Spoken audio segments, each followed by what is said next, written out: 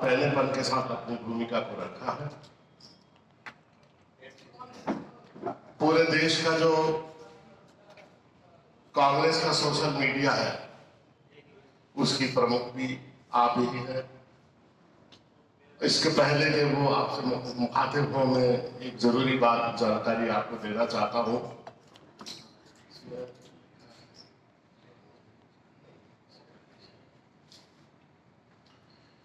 30 तारीख को श्रीमान राहुल गांधी जी की भिंड में आम सभा है और 2 तारीख को मुरैना में श्रीमती प्रियंका गांधी जी की आम सभा है। और इसके बाद जैसे ही हमारे राष्ट्रीय नेताओं के दौरा कार्यक्रम बने हम आपको इसकी सूचना देते रहेंगे। Thank you. श्रीमती श्रेया श्रीनेत्री।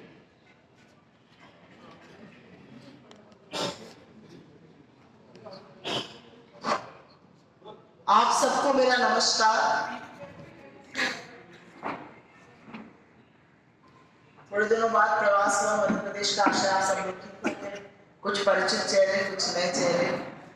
शहरों में जाने का एक फायदा होता है कि वहां के जर्नलिस्ट से मुखातिब होते हैं तो वहां से खबरें भी बहुत मिलती हैं। आशा आप सबको अच्छे से 10 साल बाद ये देश चुनाव के मुहाने पर आकर खड़ा है और आशा ये की जा रही थी कि चुनाव आएगा तो जो सत्ताधारी दल है भारतीय जनता पार्टी, उनका नेतृत्व प्रधानमंत्री अपना रिपोर्ट कार्ड दिखाएंगे, डंके की चोट पर अपनी 56 इंच की तथाकथित छाती को पीटेंगे और कहेंगे ये मैंने काम किया है, इस पर मुझे वोट दीजिए। पर यहां तो एंटी क्लाइमैक्स हो गया। चुनाव के मुहाने पर आकर देश खड़ा है, चुनाव की दहलीज पर आकर देश खड़ा है। प्रधानमंत्री मोदी अपना काम तो भूल जाइए। प्रधानमंत्री मोदी को सिर्फ और सिर्फ हमारा ये मैनिफेस्टो, हमारे इस न्याय पत्र के अलावा कुछ सोच ही नहीं रहा है। जो बोल रहे हैं हमारे न्याय पत्र से बोल रहे हैं। तो पहले तो आप सब प्रबुद्ध मूर्धन्य पत्रकारों के सामने मैं वाकई में हाथ जोड़कर नरेंद्र मोदी जी का शुक्रिया अदा करती हूँ। थैंक यू मोदी जी कहती हूँ। आपने इतनी चर्चा हमारे घोषणा पत्र की कर दी कि बिना हींग लगे ना पिचकरी रंग चोखा आ रहा है। हर व्यक्ति हमारा मैनिफेस्टो पढ़ रहा है, लाखों डाउनलोड हो रहे हैं और कुछ बातें जो उन्होंने उसके बारे में कही है उसकी अभी मैं यहाँ पर कड़ी खोलनी जरूरी समझती हूँ। लेकिन वो करने से पहले मैं कुछ बातें जो प्रमुखता से हमारे घोषणा पत्र में है उस पर चर्चा करूंगी। हम लोग अपनी बात पहले करते हैं। 10 साल सत्ता में रहने के बाद अगर कांग्रेस को ही कोसना था, अगर नेहरू का ही नाम लेना था, अगर इंदिरा जी को ही कोसना था तो सत्ता में झुंझुना बजा रहे थे क्या मोदी जी? इससे पहले हम अपनी बात करेंगे, हमारा ये मैनिफेस्टो और ये कैसे तैयार हुआ। श्री राहुल गांधी ने कन्याकुमारी से कश्मीर तक इस देश की 4500 किलोमीटर की पदयात्रा करी। वो इस देश के हर वर्ग से, महिलाओं से, पुरुषों से, युवाओं से, बुजुर्गों से, सैलरीड क्लास से, बिजनेसमैन से, हर जात, हर संप्रदाय, विभिन्न भाषाएं बोलने वाले लोगों से मिले। उसके बाद उन्होंने मणिपुर से मुंबई की यात्रा करी।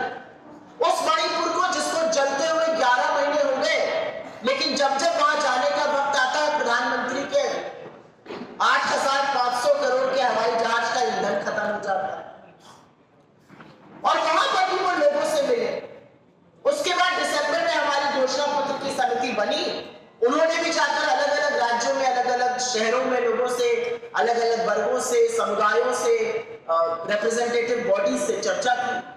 उन सबका मेल जोल जो लोगों ने हमें अपनी अपेक्षाएं बताई, अपनी आशंकाएं बताई, अपनी जो दिक्कतें बताई और जो अपनी आकांक्षाएं बताई कि उनकी क्या अपेक्षा है सरकार से, वो क्या चाहते हैं, वो किस दिशा में इस देश को, किस दिशा में अपने भविष्य को ले जाना चाहते हैं, उसके मूलभूत आधार पर ये 46 पृष्ठ का 15,329 वर्ड का ये घोषणा पत्र आपके सामने है, न्याय पत्र। और इसको न्याय पत्र भी हमने बहुत सोच समझ के कहा।